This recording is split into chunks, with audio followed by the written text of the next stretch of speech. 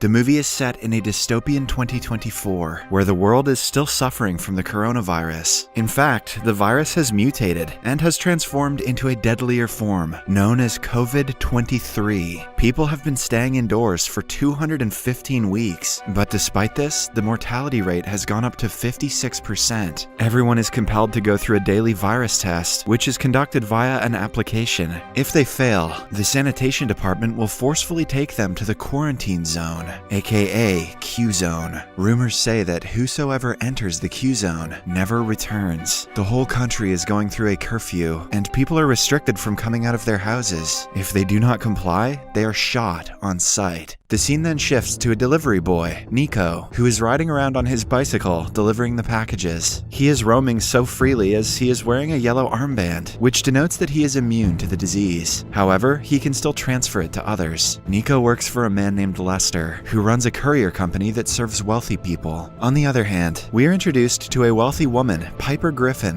who lives in a lavish house with her husband William and daughter Emma. Like any other kid affected by the lockdown, Emma is always alone and desires to have a friend. However, Piper refuses the request, mentioning that it is not safe for Emma, since she is suffering from an autoimmune disorder. Following this, the mother-daughter duo takes the virus test and passes it with flying colors. At the same time, Nico arrives at their door to deliver some packages. He passes the packages through a UV sanitation machine, and in return receives a generous tip from Piper. After delivering the packages, Nico returns home and talks to his girlfriend, Sarah, who lives with her mother, Lita, in her apartment. Nico and Sarah have not met each other in person, as Sarah is forced to stay indoors and is bound to take care of her grandmother. Here, we get to know that Nico is actually saving up to buy a yellow immunity band illegally for Sarah, so they can get out of the city to live a life of their own. Although buying such bands illegally is considered a punishable offense, Nico is willing to risk it all for the love of his life. In the next scene, we are introduced to a famous female singer, May, who is doing one of her live sessions. As she is taking song requests from her fans, a disabled war veteran, Michael Dozer, who also happens to work for Lester as a drone operator, tips her $100 and messages her. He mentions that her songs helped him during his time in the war. This touches May, and she sings a motivational song for him. After the session, May calls Dozer and inquires about his war experiences. As Dozer explains everything in detail, the two develop a special bond between them. On the other hand, Nico visits Sarah's apartment and delivers her a packet of pencils, as she loves to sketch. He also gives her a letter where he has written a funny poem for her. Later at night, while Sarah and Nico are video chatting on their phones, Lita approaches Sarah and informs her that she is feeling sick. Expectedly, she becomes scared, but Nico assures her that he will arrive there soon. Just then, the sanitation department knocks at her door. Outside, the head of the sanitation department, Harlan, finds a man who has escaped from the Q-Zone and stabs him to death. As Sarah prepares for the worst, Harlan arrives outside the door and tells his men that they have come to the wrong door. Following this, the crew enters a nearby apartment and forcefully drags a patient out to the Q-Zone. At the same time, Nico takes out his motorbike and rushes to Sarah's apartment. After arriving, he consoles Sarah by mentioning that everything will be fine. However, she requests that he go back, as they might get into trouble if they are caught. Despite this, Nico insists on keeping an eye on Sarah from outside the door. When she finally agrees, the two spend the whole night talking about their special moments. On the other hand, Piper's husband William is preparing to leave the house late at night. Surprisingly, when he approaches the door, he is confronted by his wife, who asks him where he is going. William says that he has a meeting, but Piper is skeptical about that. Still, she lets him leave, but not before telling him to burn his clothes before he re-enters the house. In the next scene, William arrives at May's residence, and the two have some fun together. William is a piece of shit. After the happy hour, William returns to his home and, as urged by his wife, burns his clothes before entering the house. The next day, while Nico is still sleeping at her doorstep, Sarah goes to Lita for their regular virus checkup. At first, she gets herself checked and comes out clean, free of virus. But unfortunately, when she does a scan on Lita, the application detects some virus and suggests Lita be taken to the quarantine zone. Nico also gets to know about this and tries to persuade Sarah to escape with him. However, Sarah refuses the request and tells him that she cannot leave Lita in this condition and go away. She also tells him that this might be their last meeting, as the sanitation forces will arrive anytime soon. Nico is devastated hearing all this, but he still doesn't want to give up. He informs Sarah that he will will get some immunity passes anyhow and leaves the building. Following this, he makes a call to Lester and asks him if he can manage 2 immunity passes for Sarah and her grandmother. Lester tells him that he does not have any passes, but knows someone who can arrange them. He then tells Nico about the Griffin family, who are the immunity pass dealers in the city. In the next scene, Nico arrives at the Griffin residence and talks with William about the passes. Hearing this, the Griffins are shocked as they wonder how a commoner knows about their secret. They tell Nico that they don't deal in such illicit things, but the latter starts begging. With no options left, Piper tells Nico that she has run out of the bands, but she does know someone who stores them in abundance. She then hands him an address and tells him to reach the place as soon as possible. In the next scene, Nico arrives at the given address and enters an abandoned building to meet the dealer. While he is roaming around the place, he is greeted by Harland, disguised as an immunity band contractor. He tries to extract information about the girl for whom Nico is trying to get the band, with Harland continuously asking for some personal information about the girl. Nico gets suspicious and halts from providing him with further information. This enrages Harland and he stabs Nico with a pocket knife, but the latter hits him back and somehow manages to escape from the place. Elsewhere, as Sarah goes to check on Lita, she finds her dead. Devastated, she immediately calls Nico and briefs him on the situation. With time running out, Nico dresses his wounds and suggests Sarah hide somewhere when the sanitation department arrives to take Lita's body away. On the other hand, May is talking with Dozer and telling him everything about Griffin and his illegal immunity band business. She also tells him that Griffin is using her to fulfill his desires and that she can no longer tolerate him. Hearing this, Dozer suggests she be bold and confront the guy rather than being suppressed by him. In the meantime, May gets a message from William mentioning that he wants to meet her again at night. This time, May declines his request and tells him that everything between them is over. Seeing the messages, William becomes mad and immediately calls May. He berates her for being an immoral person, but May counters by blackmailing him, saying that she'll reveal his illicit business if he doesn't stop calling her. She then cuts the call short, leaving William worried and stressed, as he should be. Surprisingly, the entire conversation between the duo is heard by Piper. In the next scene, as William comes out of his room, he is confronted by Piper. She points a gun at him and mentions that she already knows about his affair. Piper then kicks her husband out of the house, as it is the only way to keep their daughter safe. After William leaves, Piper calls May to warn her about William arriving at her place to attack her. Terrified, May immediately calls Dozer and asks him if she can come over to his place and stay. Without thinking twice, Dozer accepts to help her and lets her stay at his place. Meanwhile, the sanitation department arrives outside Sarah's apartment. When the staff starts searching for Sarah inside the house, she hides in the bathroom and picks up a baseball bat. Harland is also among the group, and he continuously asks her to reveal herself. Right then, Sarah attacks one of the staff and knocks him unconscious. She then wears his hazmat suit and walks out of the building without being recognized. In the following scene, an enraged Nico breaks into the Griffin residence and starts searching for the immunity bracelets. Lester is shocked to see Nico's current location on his GPS, so he calls Piper and informs her about the situation. Scared, Piper takes her daughter Emma to the bathroom and prepares to face Nico with a gun. Moments later, Nico is confronted by an armed Piper who threatens him to leave. Nico tells her that he is not there to expose their business, but to find help for his love. Hearing this, Piper puts her gun down and takes out a briefcase which contains several immunity bands. She then opens her laptop and programs a bracelet before handing it to Nico. With his mission finally accomplished, Nico thanks Piper and rushes out of the building to meet Sarah. The scene then shifts to May, who is packing her belongings to leave the place before William arrives. Dozer also takes out his military drone and flies it towards May's location. Meanwhile, May puts her belongings inside her car and tries to start it, but fails. Just then, William arrives and threatens her to get out of the car. When she does not comply, he breaks the car door and grabs her by her neck. Luckily, Dozer manages to locate the duo, and using his sniping skills, he shoots William dead with the drone and saves May. God damn, Dozer goes hard. Meanwhile, Sarah, who tried to escape wearing the hazmat suit, is captured by Harland and his crew. Although she is yet to develop any symptoms of coronavirus, she is forced to go to the Q-zone. After some time, Nico arrives at Sarah's apartment and becomes worried when he can't find her. Surprisingly, he is then confronted by Harland, who is waiting there for his arrival. He tries to attack Nico again with his pocket knife, but this time, Nico picks up Sarah's sketch pencil and stabs him on his neck. Harland loses a lot of blood and dies on the spot. That ought to teach him to get a bigger knife. While leaving the apartment, Nico comes upon Sarah's mobile phone and finds a picture of the sanitation department vehicle in which she is being transported to the Q-zone. He then immediately calls Lester and asks him to locate the vehicle. In turn, Lester calls Dozer and urges him to find the vehicle. Lester is lazy. With Lester and Dozer connected to him on his mobile phone, Nico takes out his bike and drives around the place. After some time, Dozer spots the sanitation vehicle and informs Nico about the location.